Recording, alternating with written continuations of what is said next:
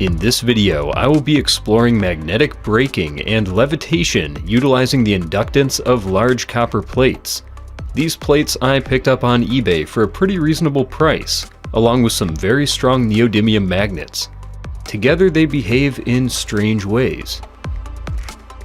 Copper is not magnetic, so they don't exactly attract each other, but at the same time this magnet doesn't seem to want to slip off very quickly. It drags across the plate slowly, like it's moving through a thick fluid.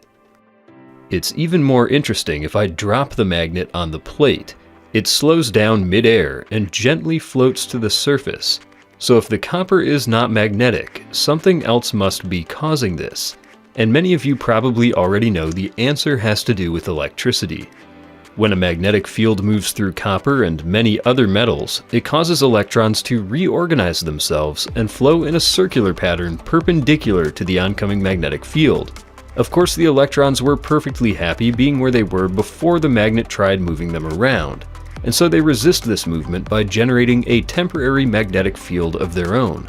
There's no attraction or repulsion, just resistance to change. One way that we can prove this resistance is due to the flow of electricity is by replacing the copper plates with a copper coil.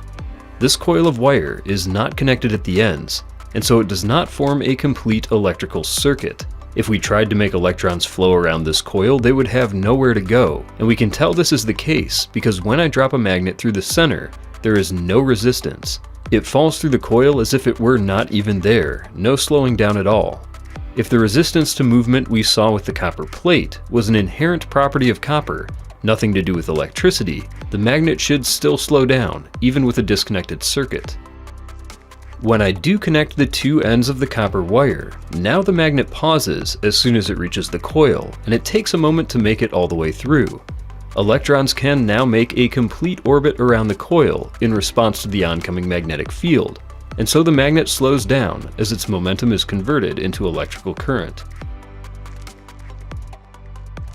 If I once again disconnect the coil and bridge the circuit with an LED, we can see a better indication of the electricity. The LED is very efficient, so powering it doesn't slow down the magnet quite as much as when the circuit was closed directly. This is a simplified model of how the majority of the world's electricity is generated. There are many different types of power plants, but most of them are just trying to figure out different ways to more efficiently move magnets through coils of wire. Now back to the copper plates, we can't so easily get electricity from these like we can from a coil, but the electrons are still flowing and cause very heavy resistance to a strong magnet. Because of this, we can do some interesting things like manually levitate a magnet above the surface.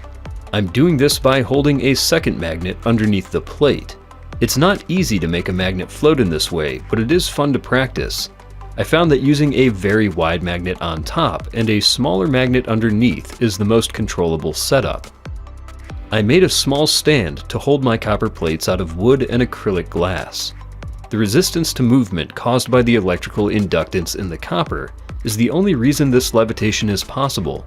On a surface without this property, a magnet will fly right off the side as soon as you try to lift it with a second magnet. Despite the resistance that we've seen to change, magnetic fields pass right through copper as if it were not even there, as we can see by how I'm able to rotate this small cube magnet from a long distance away, even with the copper plate separating the magnet in my hand. Replacing the disc magnet with this smaller cube in the earlier setup allows me to walk it across the surface like a little robot, and the motion damping provided by the copper gives me very precise control. Besides the generation of electricity, there are a few other practical applications for this sort of motion damping. High-speed trains and even some roller coasters use a magnetic braking system set up in a way very similar to this, with powerful magnets, usually electromagnets, elevated above a conductive surface. The magnets slow the vehicle down quickly without any surface-to-surface friction that causes damage in conventional braking systems between brake pads and rotors. My favorite tabletop demonstration of magnetic braking is to swing a magnet toward a chunk of copper like a wrecking ball. The magnet loses all of its momentum at the very last moment in a way that almost looks supernatural. It reminds me of a scene in the second Matrix movie where Neo stops bullets in midair. What's really happening is of course the same thing that has happened in my other examples. The magnet's momentum is slowed by opposing magnetic fields generated by the flow of electrons in the copper. And since the electrical energy isn't being collected by a circuit for any useful purpose, it dissipates into the lump of copper as heat. So the copper actually gets warmer every time I swing the magnet toward it, but by such a small amount that measuring the change would be very difficult. All of the things that you've seen demonstrated in this video are described by two scientific principles: Faraday's law of induction and Lenz's law. So if you'd like to learn in more detail than what I was able to demonstrate here, you should read up on those laws, and I'll put links in the video description below for you to do just that. Now, since you found yourself watching this video, presumably you enjoy learning like this, learning about science and the world around us. And so I know you'll enjoy my sponsor for this video, Brilliant.org.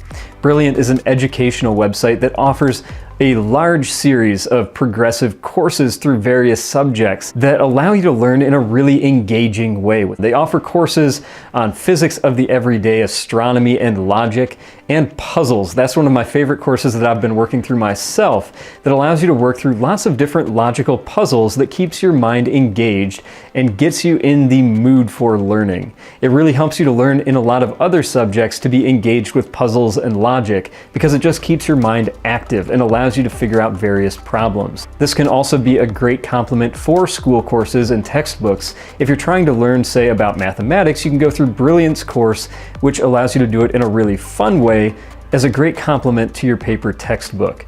This will help you learn a lot faster and in a way that you will remember because you've had fun doing it. So check out Brilliant.org, and if you do, go through the link in my video description below so that they know I sent you. And the first 200 people will get a special offer through Brilliant, so do it quickly if you'd like to check them out so you can get that offer.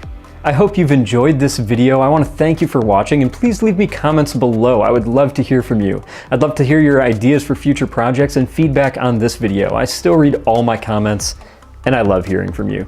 So thank you for watching. I'll see you next time.